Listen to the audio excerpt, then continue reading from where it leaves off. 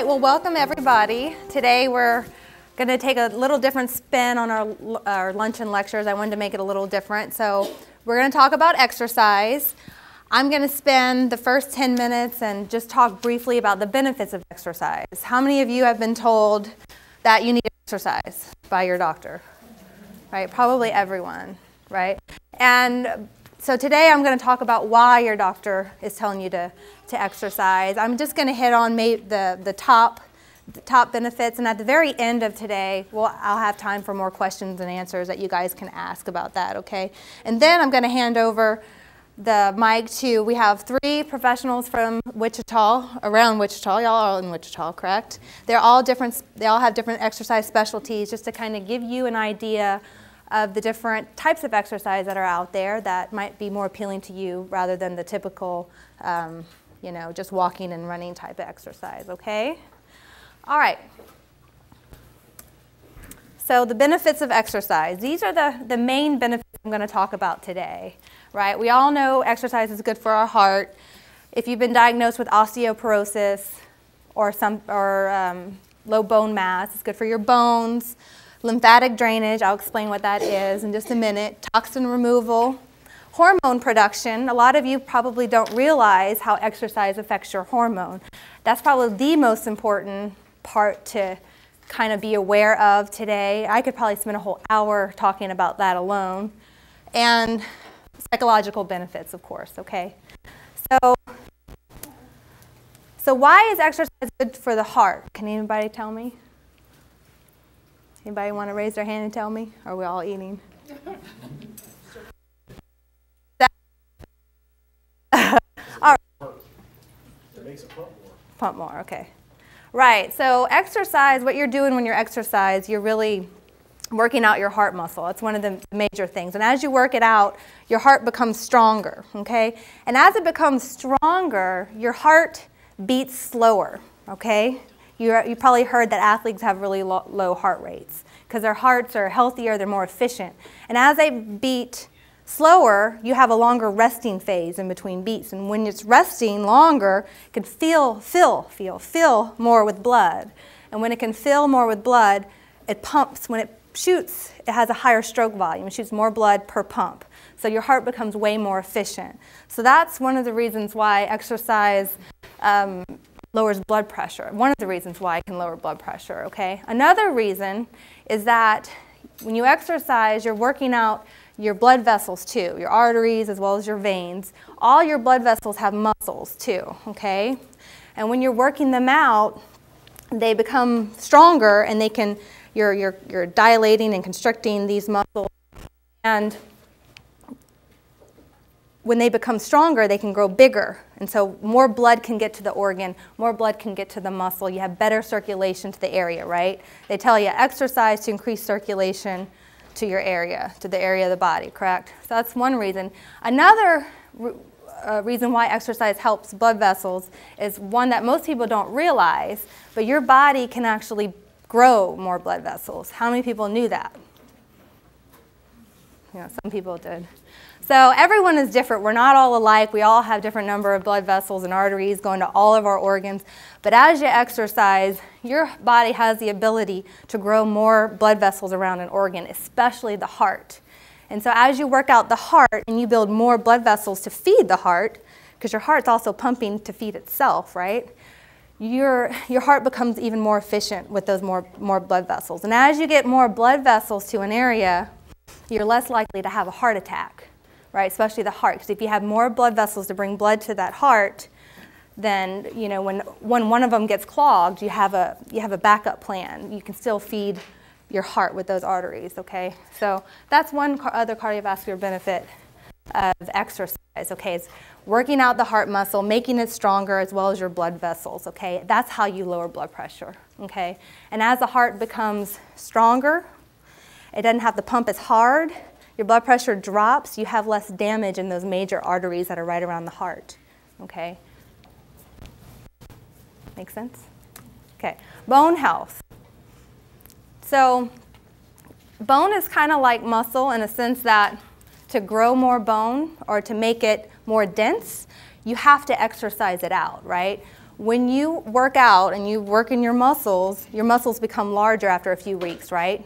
And it does that to prepare. The body gets used to that stress, and it's kind of like a preparation mechanism because it's remembering that you're putting it through that stress, so it's preparing for it. So the muscle's getting bigger, and the same thing is going on underneath that muscle on the bone. As you're exercising, the tendons are actually pulling on the bone, and it stimulates bone activity, okay? And that's what builds bone, all right? The more sedentary we are, the less dense our bones become. We're more likely going to break them.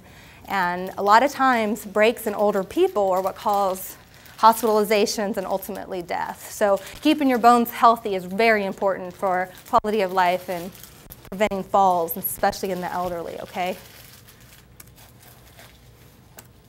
All right, lymphatic health. Does everyone know what the lymphatic system is? Most people aren't really aware of what the lymphatic.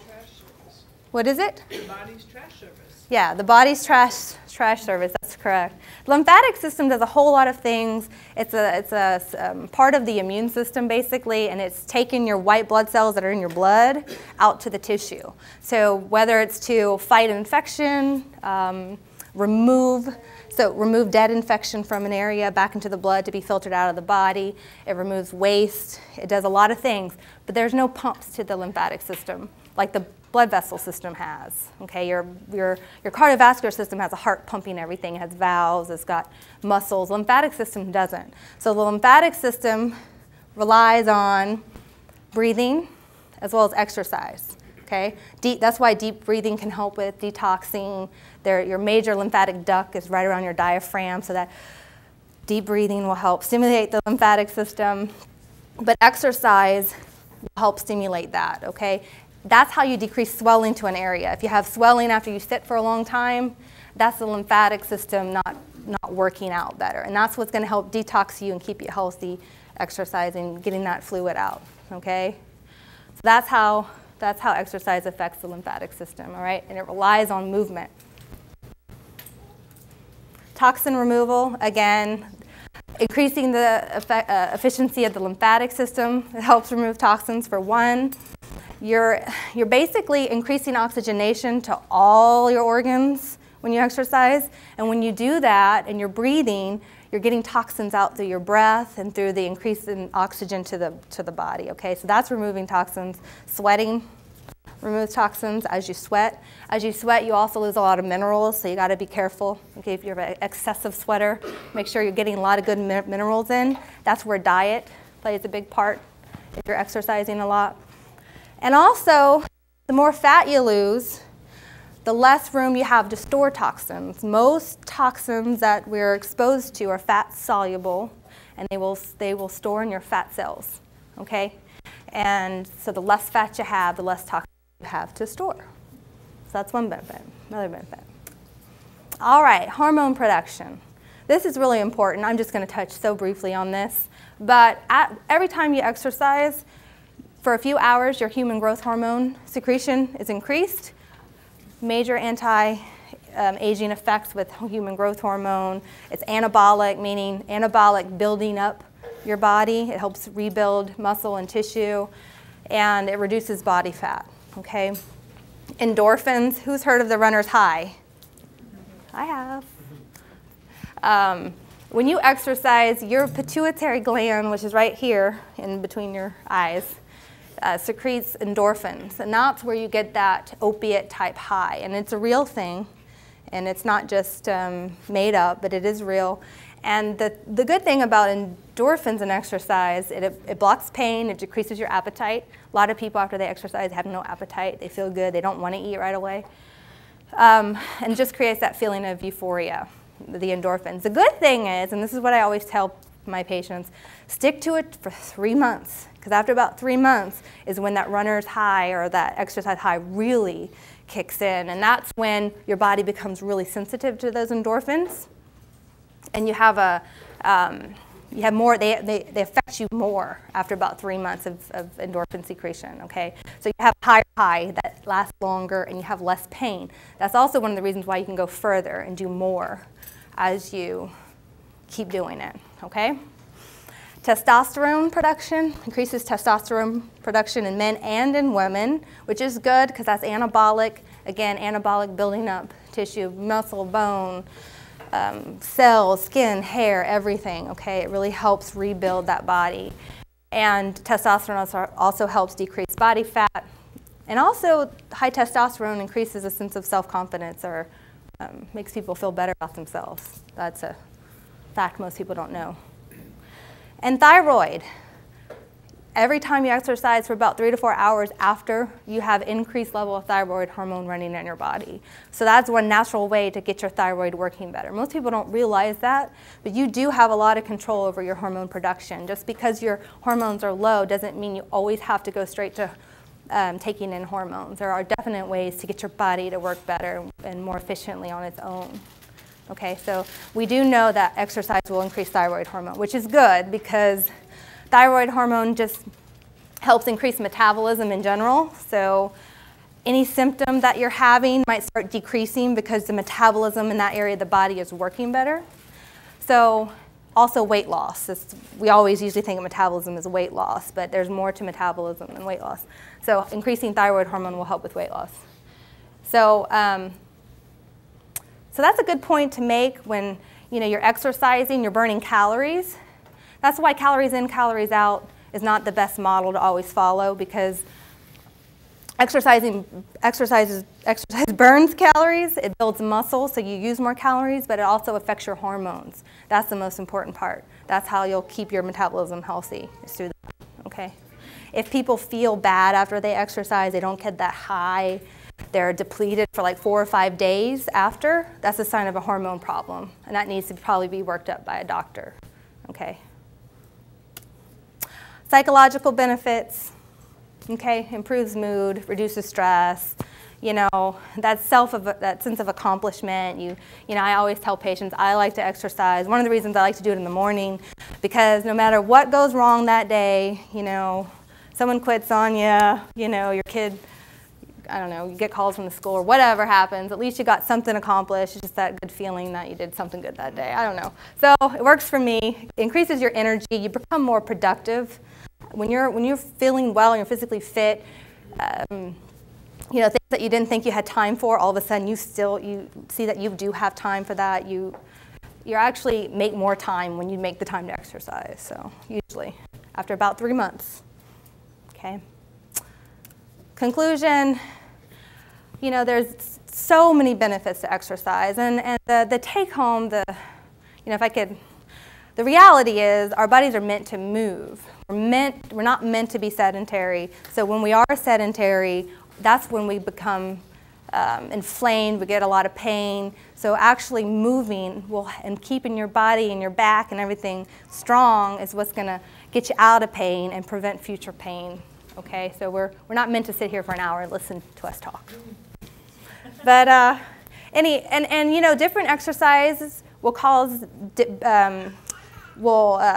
have better benefits than others. Like biking is not good for bone health, and that's where having a doctor and/or professional like these guys in the community that can help you really decide what's the best type of exercise for the goals that you want.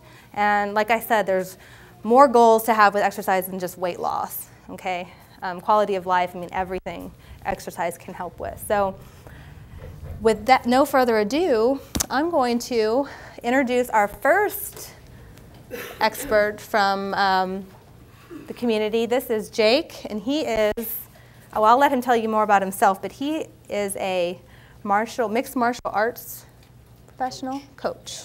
My name's Jake Fox, and what I specialize in is a balance between regular traditional personal training and Brazilian Jiu-Jitsu, mixed martial arts. So I'd say easily about 50-50 split between my clients are the traditional strength and conditioning, weight loss, personal training, trying to improve overall fitness levels. And then the other 50% do jiu-jitsu, boxing, kickboxing privates with me. Along with that, I have a full student load of about 20 to 25 students who train 4 to 5 times a week. And we train primarily now at Jinjiro Muay Thai on the south side of town, which is a professional fight gym, but also for the recreational and hobbyist martial artist. So a little bit of background on me. I studied at WSU. I did my undergrad and graduate studies there. I mostly focused on doing things regarding hydration and collegiate wrestlers. And then also, towards the end, I was studying prescription, basically like fitness on prescription. So if you went to the doctor and your doctor said you have type 2 diabetes, you know, instead of giving you a prescription for a medicine, we're going to have you go train with an exercise professional and see if we can't resolve it. So both things were pretty interesting to me. I just kind of went with my strength, which was strength and conditioning and the MMA. So again, I've got over 4 years of personal training, and I've been doing mixed martial arts off and on for most of my life, but really seriously the last decade. What I like to try to do with my clients, especially the one-on-one clients, is mix the traditional fitness along with what they want with learning Brazilian Jiu-Jitsu or kickboxing, boxing. It's the same thing when I run a class. I like to try to do the instruction as far as learning the martial art, learning the self-defense, but keeping it active enough because for a lot of my students, that's all the physical activity they get. Okay, for the fighters, they tend to do a lot on their own, but for the hobbyists, this is what they like to do. They have Y memberships or Genesis memberships, but that's more for their family, go do with their kids, stuff like that. This is how they exercise. So, what is Brazilian Jiu-Jitsu? I know what it is, but most of you probably don't. And I know what you're thinking. It's probably breaking boards, stuff from the Karate Kid, and everything that my mom thinks it is. And it's not. It's more similar to wrestling or judo. It's a grappling martial art. So when I tell people about this, I can only, this picture just sums it up really well. It's not cage fighting, although that is an aspect of it, which is the top right corner. It's not the Karate Kid, which people assume it is because they associate martial arts with the Karate Kid or Kung Fu and Bruce Lee. I'm not a ninja. I'm not even really that athletic. And boxers, especially boxers, because it's a lot of old mentality, look at what I do and just think I'm cuddling with men on a wrestling mat. And most of the time I'm not doing that.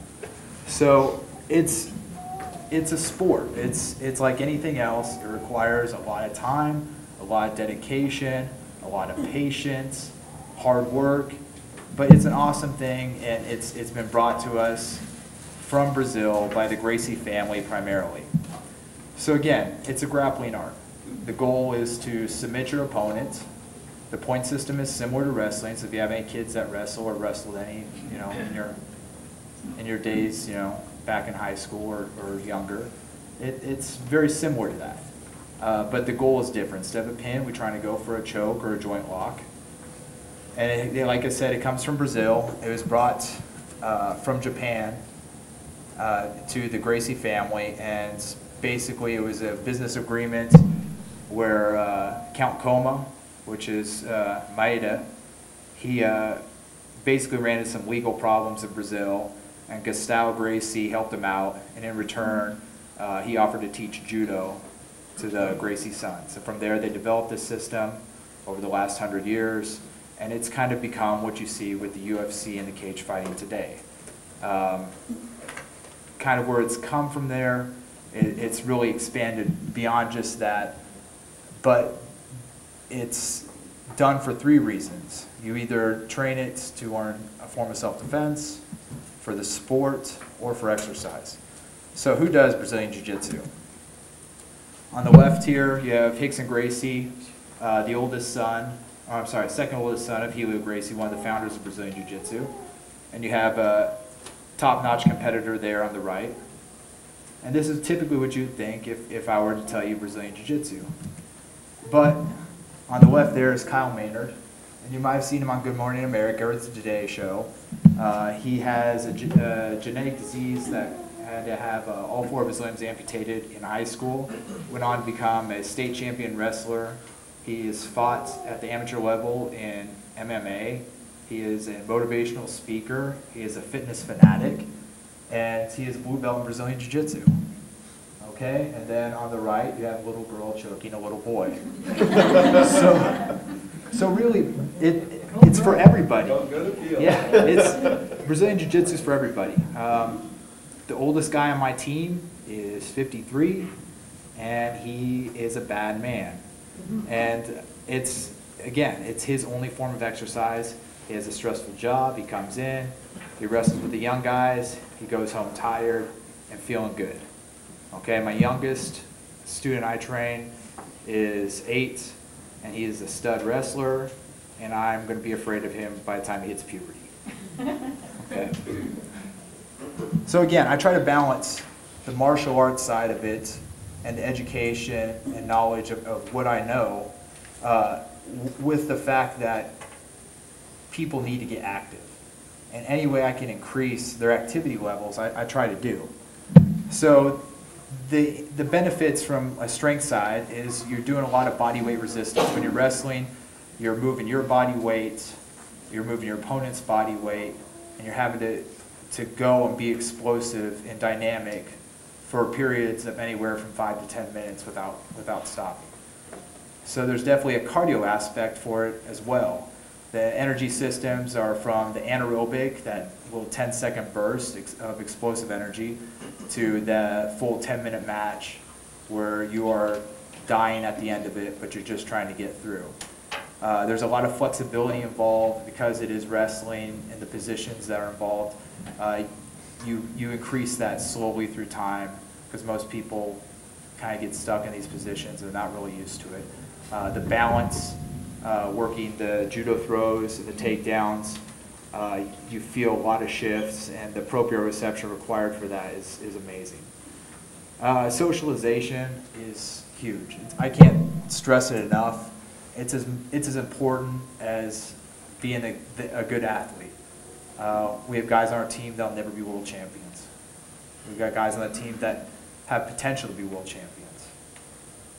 But the fact of the matter is they're still a team. And so there's a saying, os, comes from Japan. It basically means to persevere, when pushed. And these guys, they do that for each other. So, we train hard, we train like a team, but at the end of the practice session, at the end of competing, we're still a family, look out for each other for it. So, that's why, guys stick around and do this, not because they're particularly good at it, but it's something they can do, feel good at the end, and get in better shape. Okay, thank you.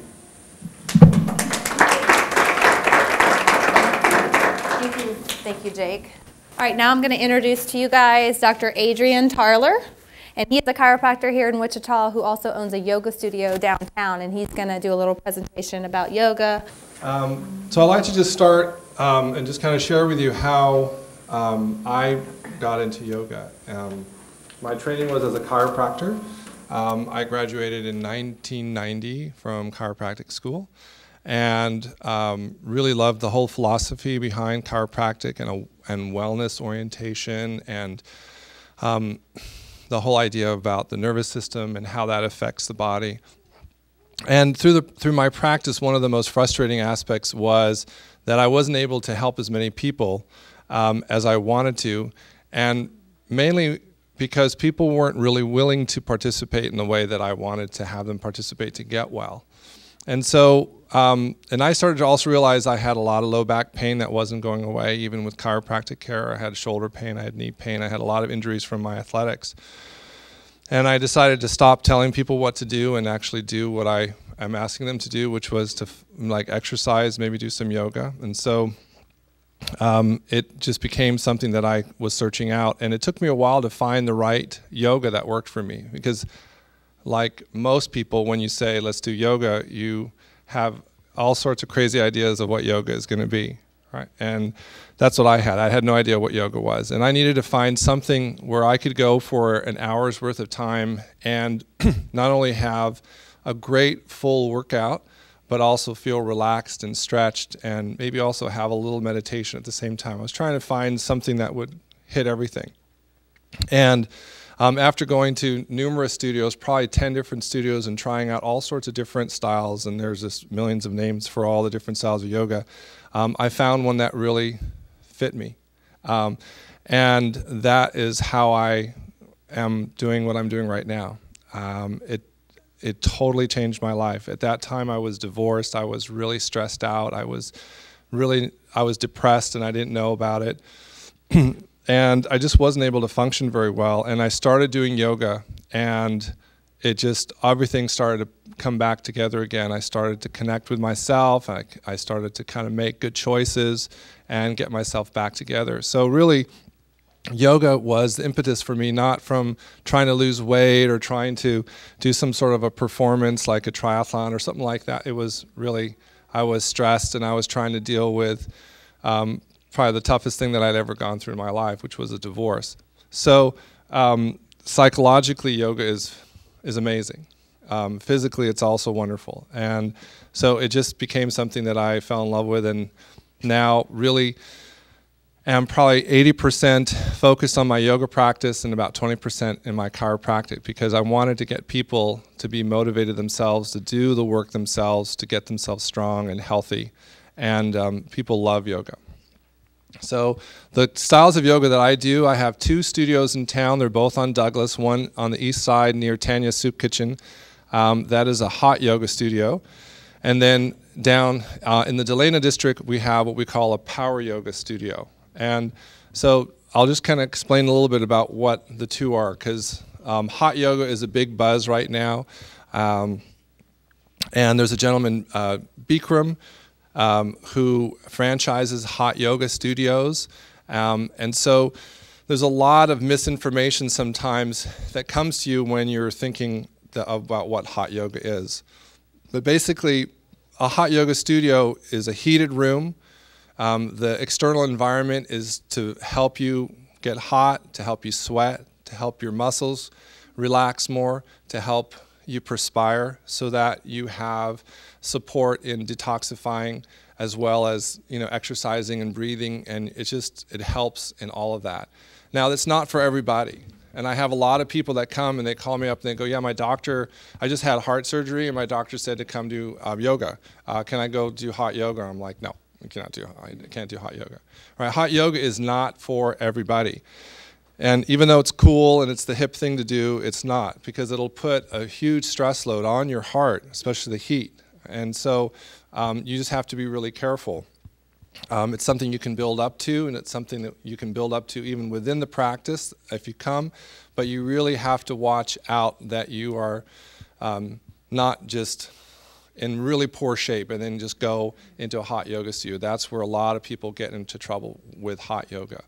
And then our power yoga studio, we keep the room warm. It's about 80 degrees, 85 at the most. Again, just to help promote sweat and to help the muscles relax and have it be a comfortable environment.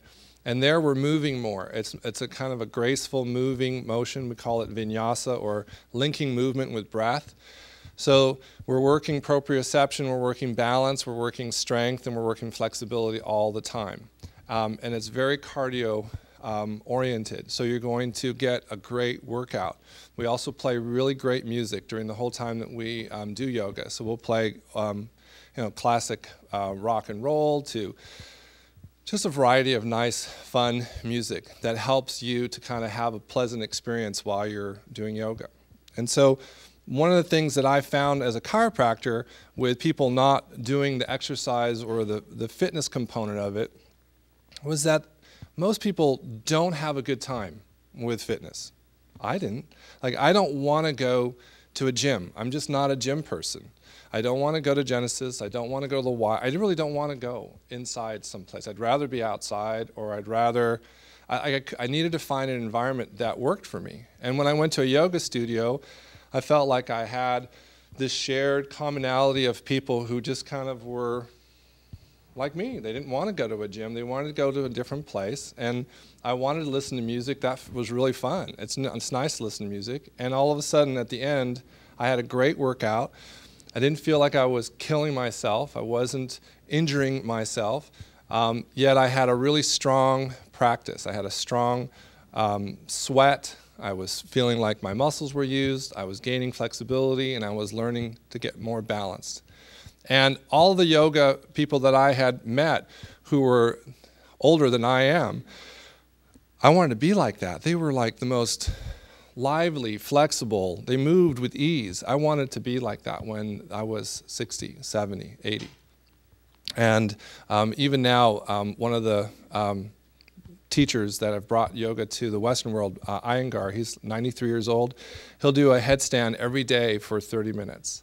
And he is just as sharp as can be, you know, just all that blood flow going into the brain. And I mean, he's just been doing this for a long, long time. It's just it's a fabulous, fabulous form of exercise. And all the things that she's talked about, yoga does. Like if you're needing bone mass, if you're osteoporotic, it's a great way because you're contracting muscles and you're balancing and you're engaging all of that and helping in a non-impact format. So you're not going to have to run or put a lot of stress in there, but you're still putting enough stress to create what you want with that. Great for the heart, great for the lymphatics because of all the sweat. We heat the room up. So if you're wanting to lose weight or if you're wanting to detoxify, the hot yoga studio is fabulous because you'll sweat like you've never sweat before. We heat the room up between 95 and 100 degrees and about 40%, 45% humidity. So it's like a nice summer day in Miami. But you feel like $1 million when you leave. So anyway, those are the two yogas that kind of resonated with me, what I liked when I was looking at yoga, and that's what I wanted to create here in this town. And if that's not for you, there are so many other studios and there's so many other forms of yoga. And I just would really encourage you to try and find a form of yoga that might work for you, because one of the best parts of yoga is the breath work that you learn. You breathe in and out through the nose while you're exercising, and that deep breathing that you create through nose breathing is what is going to move the diaphragm and help with what the doctor was talking about as far as helping the lymphatics move, but it also helps with the nervous system and the hormones and all that sort of stuff. So you're learning how to really breathe deeply, not just shallow mouth breathing while you're exercising. And most of us feel this kind of runner's high at the end of a yoga practice. We call it the yoga buzz. And it's just, you kind of feel good. You feel really good at the end. You feel like, wow, what's going on? This is very different than sometimes how I feel if I was just working out at a gym. And I think part of it is that yoga is also, when you're doing yoga, you have to really pay attention to what you're doing. It's about focusing on yourself. It's about feeling what's happening in your body. So you're not just on some sort of treadmill watching CNN or some sort of a show where you're disassociating the mind from the body. You're just letting the body do what it's doing and the mind gets to do whatever. You're having to pull the mind and the body together into the present moment. And that helps to quiet the mind and helps you to quiet the chatter, and it pulls everything together. And it's a very different experience when you're having to do a form of exercise where you're really having to feel and be present with what's happening. So those are the reasons why I do yoga. And now I'm reopening up my chiropractic practice, and most of my patients now are just the students that I have through the yoga, because I don't have to work on them very much in order for them to just kind of get the corrections and the shifts that they need to kind of keep moving on, because they're doing most of the work. They're doing all the work.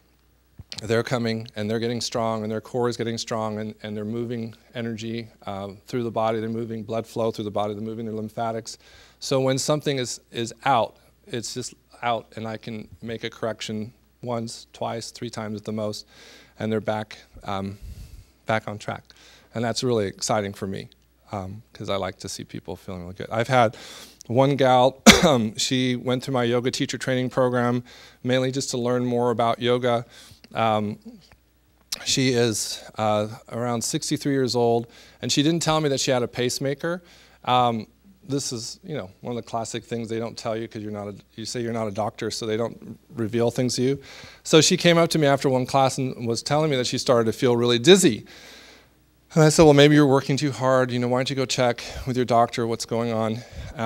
Well, she went to her doctor and she came back and she said that her pacemaker actually had to be like slowed down, like changed, recalibrated, because her heart was getting so strong that she wasn't needing the same amount of electricity to make her heart work. And since she's been doing this style of yoga, she's had to have 2 or 3 different recalibrations of her pacemaker. So that's awesome, you know.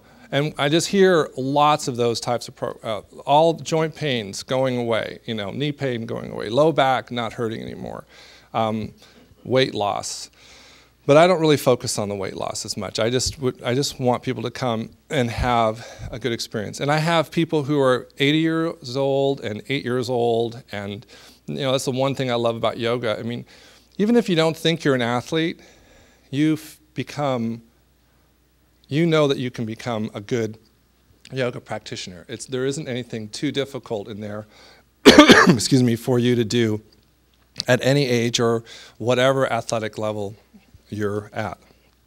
We all are natural athletes, like the doctor was saying. We all are meant to move, right? And so this is a nice way for you to move and stretch and just get some really good exercise without feeling like you have to be a runner, or you have to be a triathlete, or you have to be a something, right? You can just come and do yoga.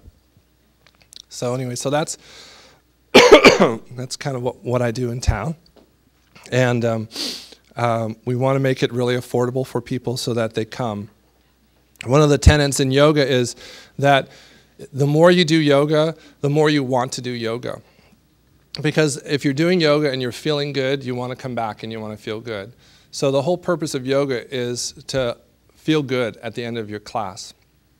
And that's kind of, there's this addictive ability of yoga that makes you want to come back. And that's really rare in exercise, because most people will try exercise for a little while, and it'll be good for a little while, and then they'll say, well, that's enough. I'm not into it. I don't want to do that. So the more that you're able to just come back and be consistent with it, you get the benefits, and you stay with it long term. And that's what I want to do. I want to be able to exercise for the rest of my life, and yoga is going to be something that I know that I can do for a long time.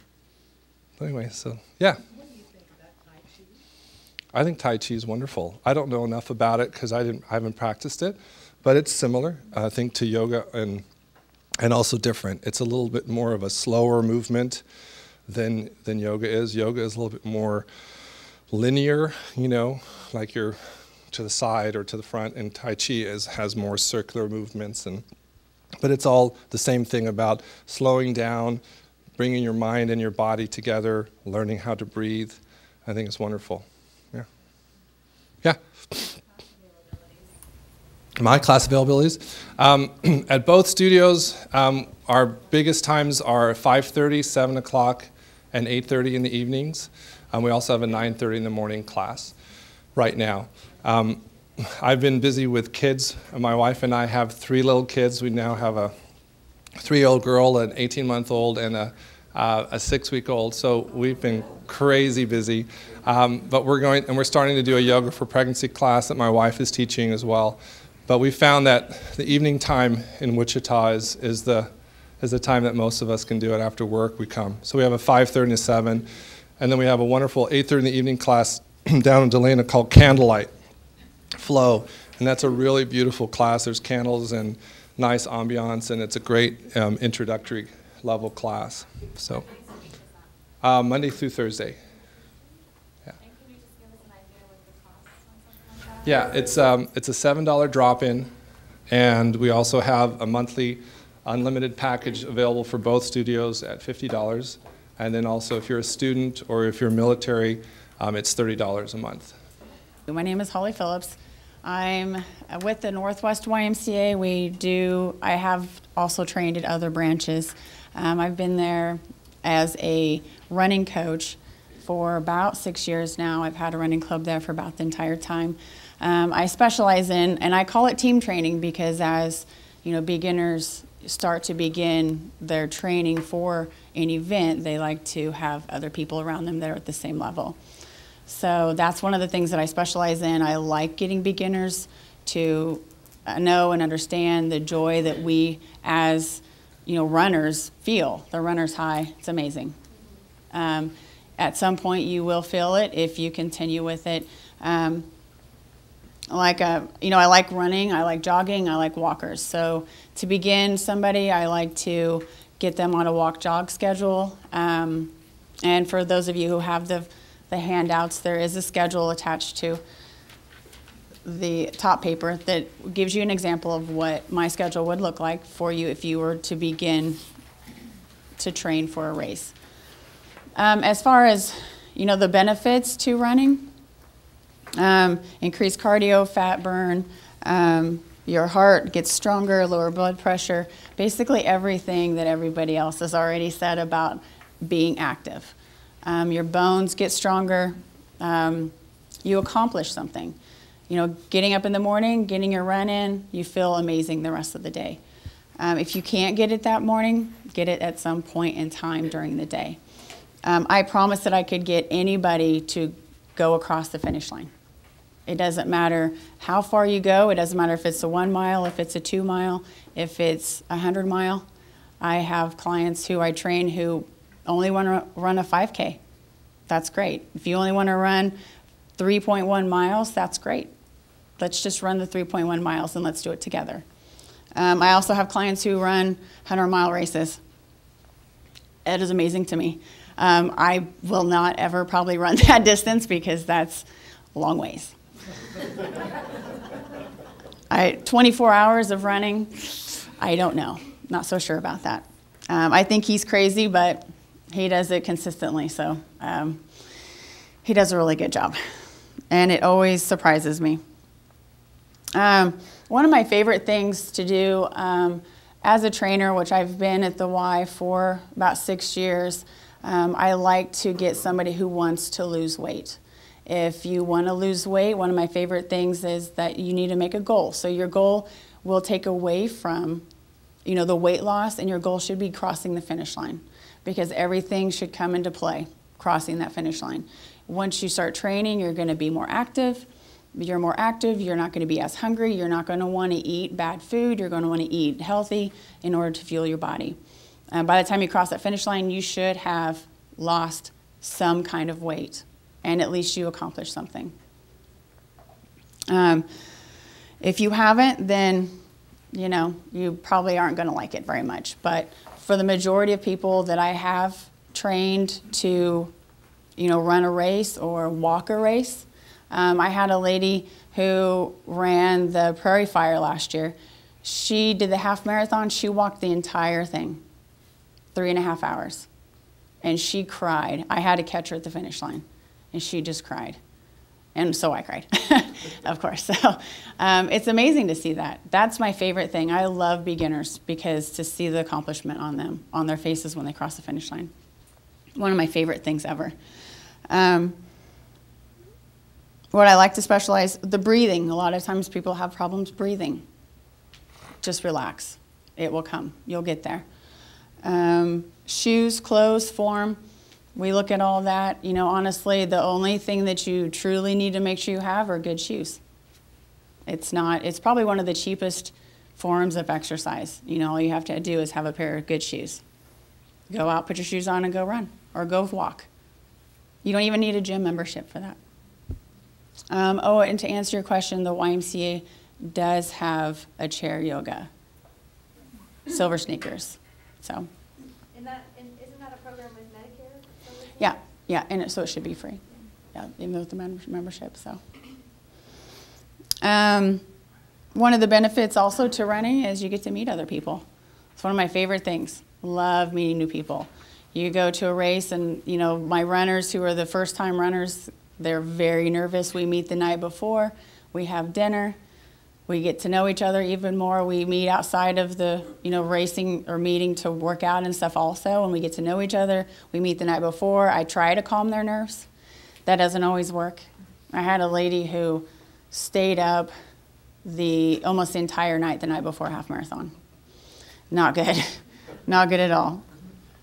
She did finish, but not in the time she wanted. So why did she stay up? Do you know? Very nervous. Yes, it was her first half marathon. One of my goals too is to get you, if you're going to run a half marathon or a marathon or walk one, I want to get you into a smaller race setting so that you know what it's going to be like, and so that it's if you've done it once, the next time you do it, it's a little bit easier. So, but she did pretty well. She got to finish, so that was good. You'll make running. You accomplish something. You've done a 5K. Then you start looking for more races to do. I promise if you do one, you're going to want to keep doing them because they're just so much fun. The finish lines are phenomenal races now. You get chocolate milk. It's the greatest thing ever. Food. And the big ones in the beginning, you get a lot of freebies.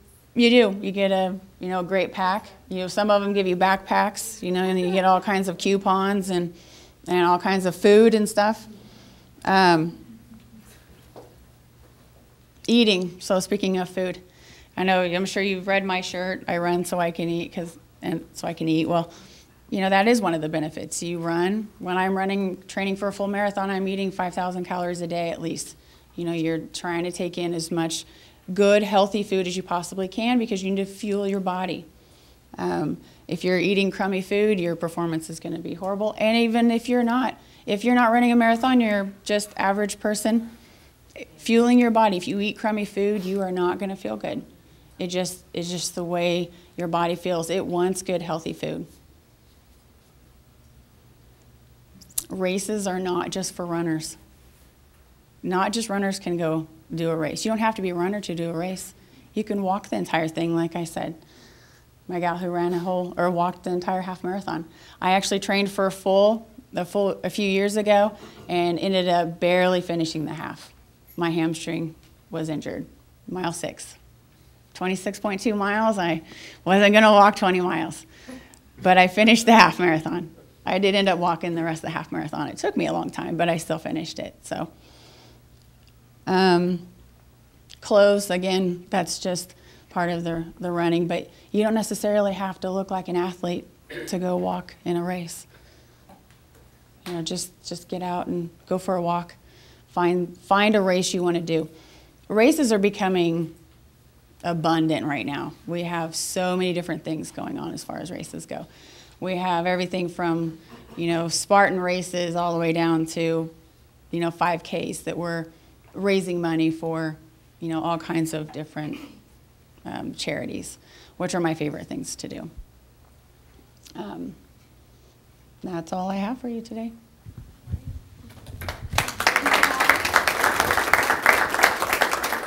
All right, so we have a few more minutes for some question and answers that you guys might have for any and all of us. And then I'm sure some of us can stay after and answer one-on-one questions if you have any. So any questions? Can you guys hear me? Yes. Question for the jiu-jitsu. Uh-huh. I forget your name, sorry. Jake. What's the youngest age you'll take? So the question was, I got to repeat the question because we're on the internet. What is the youngest age that Jake will take for mixed martial arts or jiu-jitsu? At the current location, we don't have any kids jiu-jitsu, but I'm going to be branching out here in the next 6 weeks, and I'm going to start kids classes. And really the youngest you want to start training is about 6. Any younger than that, you'll see karate, taekwondo places that will sometimes take them younger. But any younger than that, I'd encourage something like gymnastics, something that's going to work on balance and coordination. You're looking at, especially the way a well-run kids jiu-jitsu classes, you're not doing a lot of the joint manipulation until they're 10, 11, 12.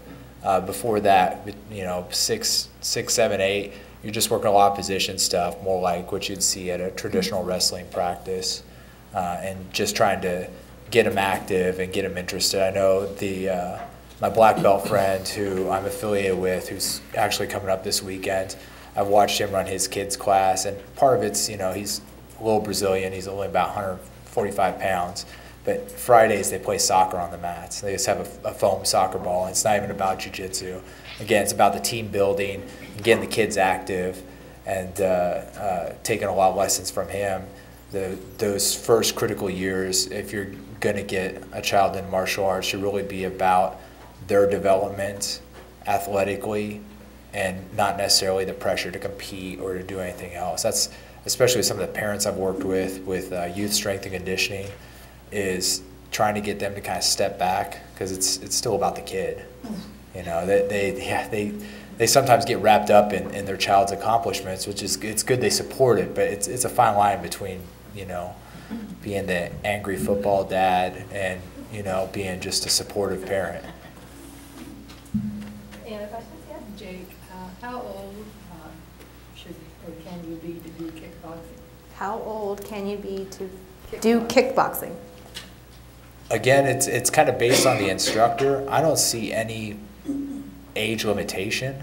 I mean, there's definitely like orthopedic limitations you should consider if you have any. Again, the oldest jiu-jitsu student I have is in his mid-50s. My mother-in-law has done some cardio kickboxing with me. My in-laws do cardio boxing with me, and they're well into their 50s. I won't divulge their age, but it's one of those things, especially if you're looking at more of a workout perspective. I know right now, you might have read in the paper, there's a little bit of interest now with the cardio boxing. Title Boxing Gym is coming to town, and it's really big on the East and West Coast, and that's a no contact cardio boxing, kickboxing program. You know, there's some of those already in the Y system and at the Genesis and stuff like that. It's a great workout, especially if you're not looking for the contact. So I mean, there's really, aside from, you know, if you got a bad hip or a bad knee, but I think you probably know what your limitation is. My favorite kickboxing instructor when I lived in Phoenix was 61. She made me feel very inadequate. She was very good. So really any age. So yes. What's considered proper yoga attire? Is there a proper yoga attire? Proper yoga attire. What's considered proper? Proper yoga attire is to wear something that you feel comfortable in to go work out in. Right. I mean, there are those studios who make you feel like, you know, if you don't wear like proper yoga, whatever they seem as proper yoga, you know, it can be a very competitive, you know, fashion statement when you go to a yoga studio. We're not trying to promote that at all. We don't use mirrors, and we don't really try and bring that into it. I look like how I do right now when I do my classes, you know, t-shirt and shorts, and I try and take that whole proper, you know, right, wrong kind of yoga attire out. Just something that's comfortable, that Is feels... yoga done with shoes or no shoes? Or, I mean... No shoes. You get to be barefoot. Okay, barefoot, okay. Mm-hmm. So shoes for running, no shoes for yoga. Make sure you can tuck your shirt in. That's the only problem I've had before. You know, if you're doing something in your shirt, you know, you might want to tuck your shirt in. Wear something tighter or tuck your shirt in. She's saying for the ladies. For the ladies. Yeah, scrunch your shirt. And try it. Yeah, And try it. Thank you. Yeah, that's about Yeah. it. Uh-huh. Well, this question probably is more for this, the lady up Sure. here, but at one time I was hearing that there are proper shoes to run in as against shoes to walk in or to jog in. I mean, I wasn't even knowing that there was specifications on shoe wearing. I mean, what? So the question is, how do you know what kind of shoe to wear if you're walking or running? If you're walking, you want a different shoe than if you're running, and that's true. And I'll let Holly answer that. You could probably give her some more guidance. My best thing, what I usually tell people is to go get fitted. Go to a running store, and we have several of them here. Go Run, First Gear, who fit you for the way you walk or the way you run. Yeah, they'll know about all the shoes and put you in the shoe. Because I wouldn't tell you to go buy a certain shoe just because I don't know how you walk or how you run.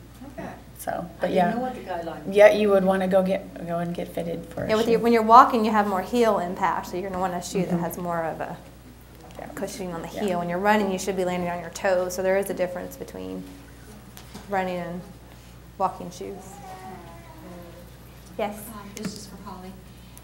If I was interested in getting in a beginning running program like right now, do you have a place for me to start?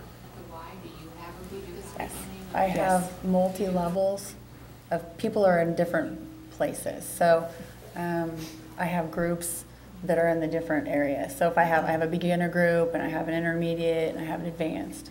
So I do have a beginner's group.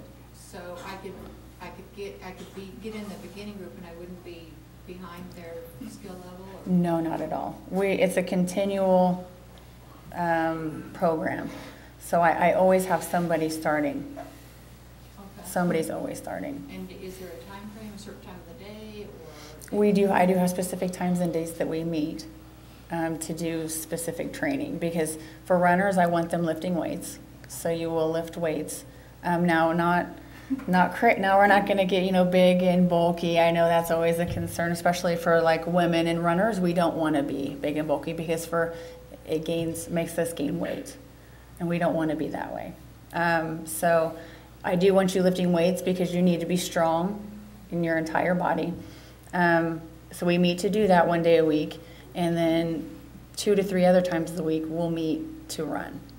And it's based on what schedule you're working off of that I send you. And that would be based on you as an individual. Okay. So I could just call and contact you?